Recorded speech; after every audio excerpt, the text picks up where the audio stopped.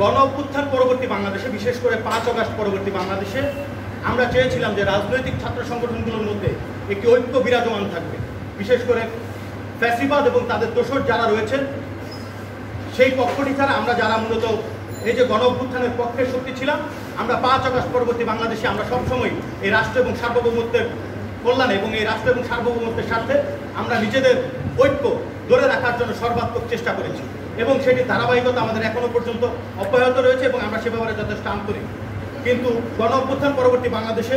যখন এ ধরনের ঘটনা ঘটে তখন আমরা অনেক ব্যথিত হই এবং আমরা মর্মাহত হই। বিশেষ করে ছাত্র অধিকার পরিষদ যারা রাজপথে সবসময় এই যে স্বৈরাচার সরকারের বিরুদ্ধে যারা সবসময় লড়াই সংগ্রাম জারি রেখেছিল এবং আমরা গণ অভ্যুত্থানে নিজেদের সুস্পষ্ট যে ভূমিকা এবং আমাদের যে কার্যক্রম সেটি আমরা অব্যাহত রেখেছিলাম। কিন্তু তারপরে আসলে